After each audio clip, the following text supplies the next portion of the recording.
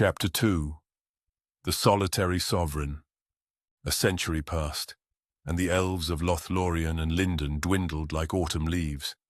One day, a letter arrived from Celeborn, bearing tidings.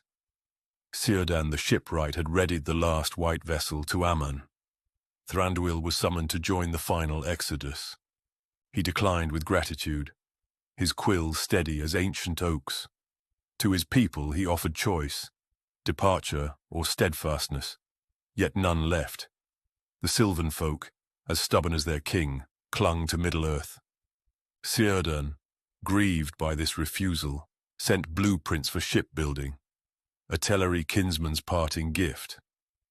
Celeborn added tomes of Noldorin craft, though Thranduil held no particular fondness for the Noldor elves. Yet as a wise monarch, he commanded his sylvan artisans to study and master those foreign crafts. Thus, the seeds of future resilience were sown. Time flowed like an endless stream. By the twilight of Eldarion's reign, a shadow stirred, a cult named Dark Tree, whispering lies of corruption, its leader, Herumer, a phantom cloaked in mystery. The disturbances in the human kingdom were like small waves on a calm sea to Thranduil. Yet he dispatched scouts. They traced Herumer southward, vanishing into deserts. 3 centuries later, Gondor's heirs grew rotten, their rule a tapestry of greed. Taxes bled the people dry. The cult resurged, villages fell to idolatry. Sauron's effigies hung from necks like shackles, while sorcerers peddled dark miracles for loyalty. Yet, at that stage, the forces of justice and the faith of the rightful still held sway as the prevailing powers, while Sauron's dark cult could only thrive in the shadows, slowly and subtly. In the ebb and flow of history, the year 1220 of the Fourth Age dawned upon a realm where the kingdoms of humanity had plunged into a profound decline. The incessant strife among the royal houses had led to the refragmentation of the United Kingdoms into a patchwork of warring states. The land was now fiercely contested, especially the ancient territories once held by the elves. Rivendell and Lothlorien were stained with the blood of humans, their thirst for dominion driving them to turn upon one another in a brutal frenzy. For over a century, wars of all sizes had raged, and the people, perpetually caught in the flames of conflict, harbored deep-seated resentment toward their rulers. It was amid this turmoil that the dark powers of Sauron began to spread swiftly, fed by the people's hatred. The ancient cult that had surfaced centuries ago was once more rising, plunging the world of men into unprecedented despair. Gondor, Rohan, the Vale, and the regions west of the misty mountains in Eriador, one after another, they fell into darkness. Now, we must turn our attention to the dwarves. Over 200 years ago, as the human population swelled and towns expanded, an insatiable demand for minerals emerged. Yet the dwarves, steadfast as ever, clung tightly to the richest veins of ore, selling them to men and elves at exorbitant prices. The humans felt this trade was fundamentally unjust, yearning for the dwarves to relinquish a portion of their mines. This plea struck at the very heart of dwarven interests, as those mines were not merely resources, but homes carved from stone by their forebears. True to their nature, the dwarves remained unwilling to share, leaving the humans with no choice but to resort to outright theft. Both men and dwarves had once sought the aid of Thranduil, yet he harbored no fondness for the dwarves, well aware of their greed and selfishness.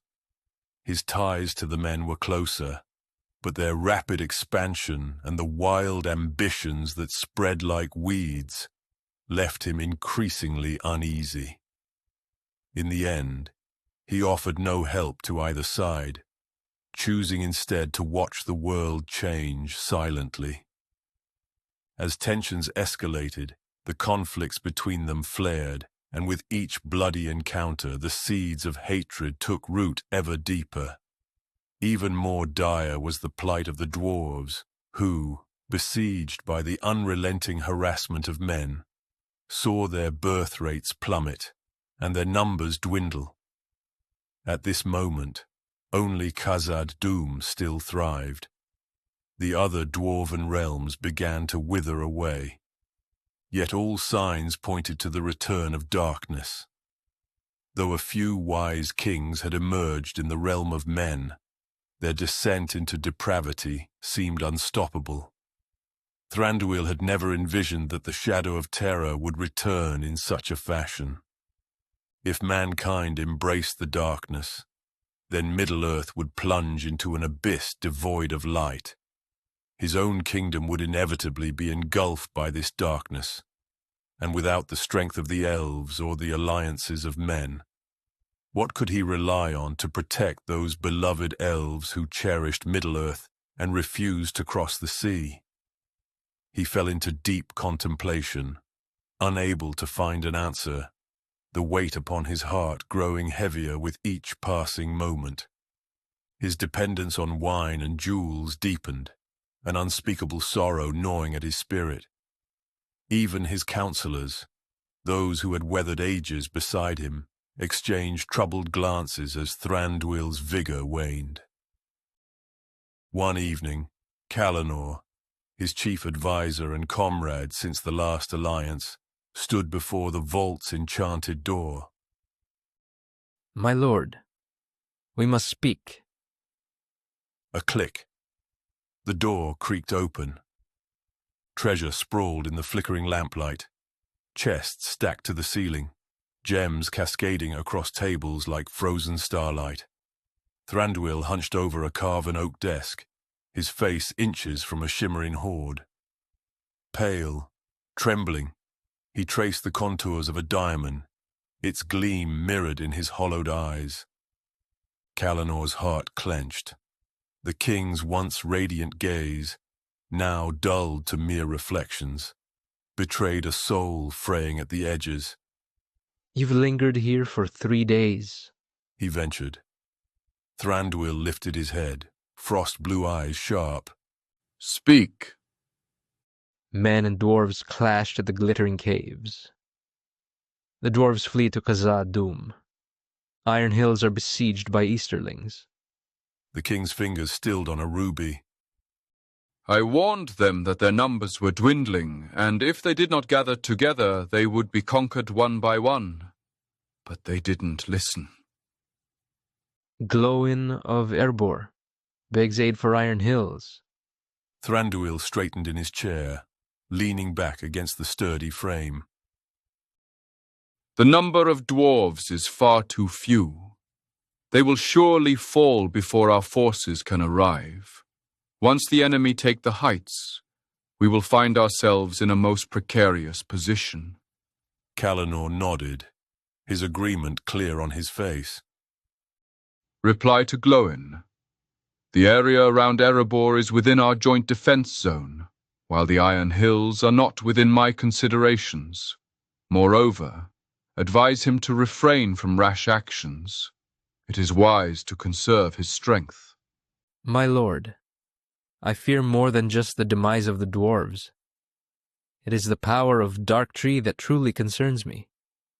I sense that this malevolent force will eventually reach us." "Kalanor, my old friend, there is no need to be so anxious. Darkness and light, much like night and day, merely take turns revealing themselves to us. This is but a cult in the realm of men. Though the strength of the elves has waned, humanity lacks the power to invade our kingdom." Pouring himself a glass of wine, Thranduil took a measured sip, as if savoring both its flavor and the weight of his thoughts. Then his inner anxiety made him make a decision. "We shall dig more storage chambers, stockpile supplies and weapons. and call our kin of Ithilien to return. I will amplify the protective magic over our kingdom. How long do we have to prepare? As long as there remains a just force among humanity resisting, he shall not succeed. Go ahead, do what you must.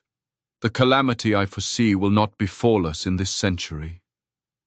As Kalanor turned to depart, he cast one last glance at Thranduil. His pallor was unsettling, a sight akin to someone whose strength was fleeting. Such signs manifested only when an elf's flesh began to be consumed by the haunting spectres of their own souls. A slow affliction usually. For one of Thranduil's age, this grim reality suggested only one thing. He was being tormented by sorrow or unquenchable desire. As the kin of Ithilien retreated back to the kingdom, Thranduil resumed his policy of closing the borders. At that moment, humanity was beset with several mad kings, each obsessed with the glory of conquest, their realm fracturing as they lost control of the south and east. Thranduil found no will to intervene in humanity's self-destruction, for the intricacies of human morality were too elusive. His sole consideration was for the safety of the kingdom and his kin, and it weighed heavily upon him, a burden growing ever more unbearable. That night, he dreamt a curious dream. Within the depths of slumber, Thranduil felt 3 ethereal female voices discussing him. Their tones were warm and beautiful, fluctuating like the fragrance of blossoms in the air, both divine and elusive. His heart is crying. Child of starlight, we cannot abandon him. But he is so stubborn. Then a male voice resonated from the far reaches of the void. His fate shall stir the waters again. His tale is far from over. The end remains unknown to all. At this, one voice began to clear and grow closer, as if whispering directly into his ear. Thranduil, the starlight shall protect your kingdom. It shall vanish from the eyes of the world, escaping notice until true darkness descends once more. You will be isolated, and your elves will live untroubled, until that day when you must face destiny again. After the voice faded, the 3 women resumed their discussion, but their words faded into the ether, beyond his grasp. He awoke, gasping.